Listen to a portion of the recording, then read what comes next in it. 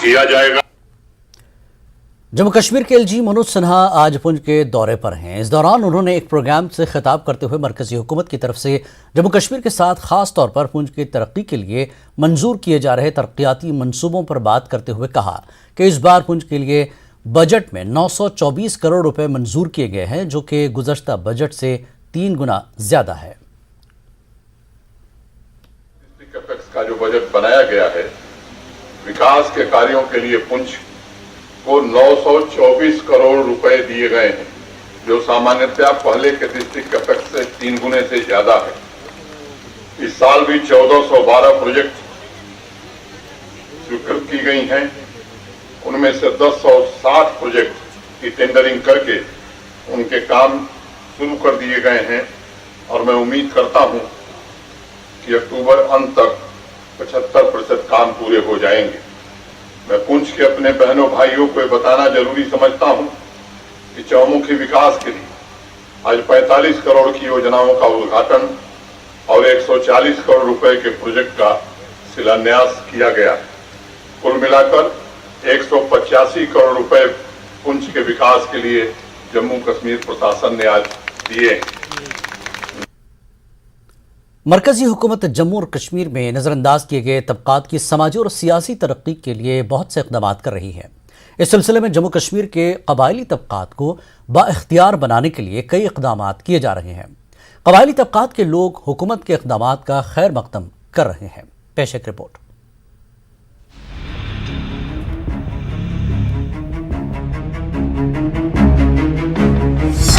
मित्रों, आप सबको मालूम है कि 2007 में देश की संसद ने ट्राइबल समुदाय को जल, जंगल, जमीन पर उनके अधिकार दे दिए।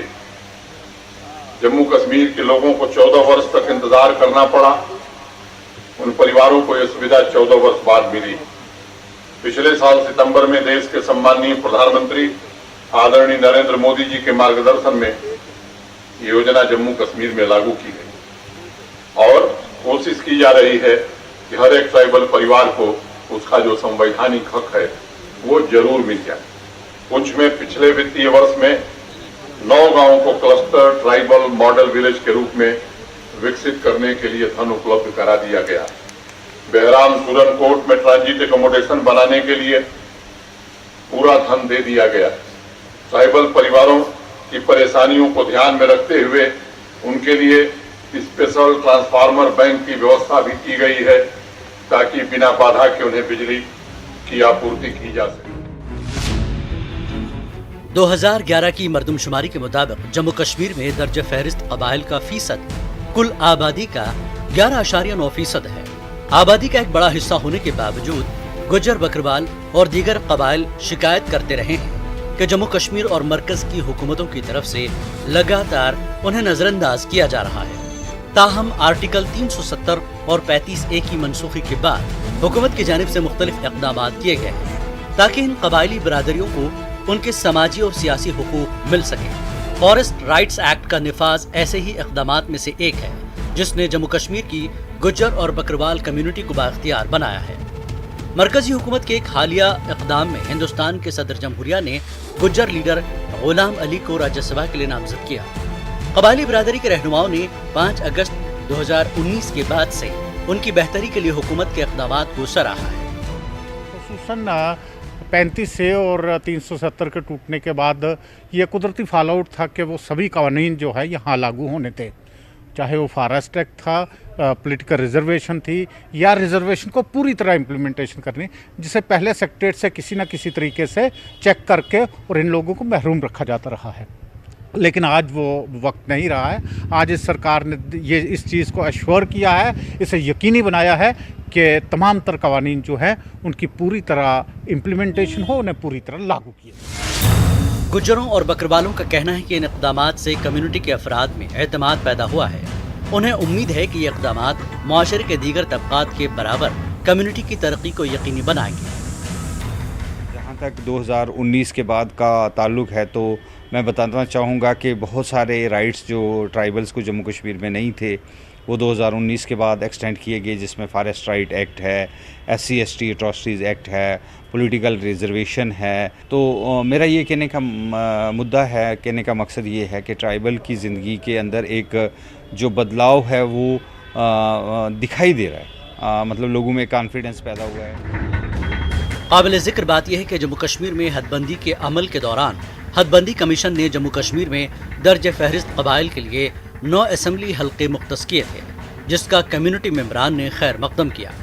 उनका मानना है कि इससे उनकी आवाज सुनी जाएगी और हकीकी मसाइल को हल किया जाएगा। जम्मू से एडिटर मनोज कौल की रिपोर्ट। गुलाम नबी आज़ाद ने एक मरतबा फिर दोहराया कि फिलहाल दफा 370 की बहाली नामुमकिन है। आज़ाद ने जम्मू कश्मीर की सियासी पार्टियों को ऐसे गुमराह कुन वादे करने के बजाय डेवलपमेंट के मुद्दे पर इंतखाबात लड़ने का मशवरा दिया।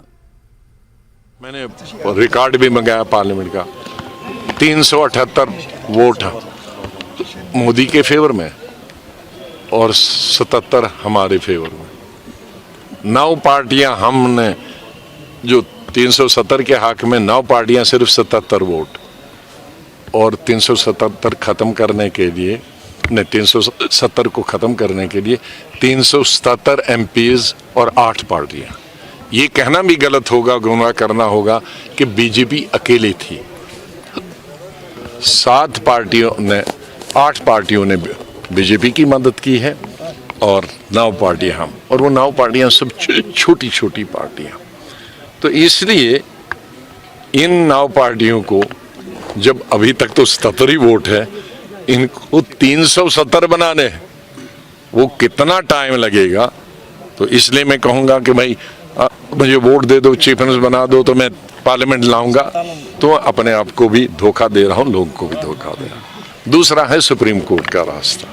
यस, यकीनन सुप्रीम कोर्ट कर सकती है, मैंने कब कहा कि सुप्रीम कोर्ट नहीं कर सकती, लेकिन सुप्रीम कोर्ट के लिए 3 साल और 1 महीना हुआ 370 को खत्म किए हुए, और 3 साल ही हुए अदालत में लोगों को गए हुए। अभी तक सुप्रीम कोर्ट के टेबल पर उन्होंने खोला भी नहीं है, उस पहली हियरिंग भी नहीं हुई है।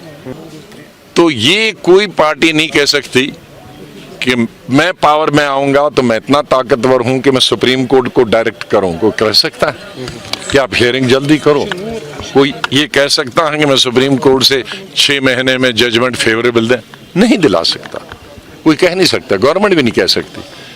Supreme court is supreme. इसलिए मैंने पार्लियामेंट का रास्ता भी खुला है, सुप्रीम कोर्ट का। लेकिन समय की बात, आज कोई कहेगा 6 महीने में दूंगा, 6 महीने हमारा एक्शन है। लिहाजा मैं ये कहता हूं सियासी पार्टियों से, आप डेवलपमेंट का मुद्दा रखो और इसको मुद्दे से बाहर रखो, क्योंकि मुद्दे हमने बहुत 70 साल में कहे, वो एक मुद्दा पूरा नहीं हुआ। क्यों नहीं? मैं तो बात भी यही कहूंगा, लेकिन मेरा एजेंडा नहीं है। मैं ये नहीं कहूंगा कि मैं सुप्रीम कोर्ट से तुम्हें दिलाऊंगा, या मेरे पास अलादीन का चिराग है कि मैं 377 जीत के आऊंगा। पीडीपी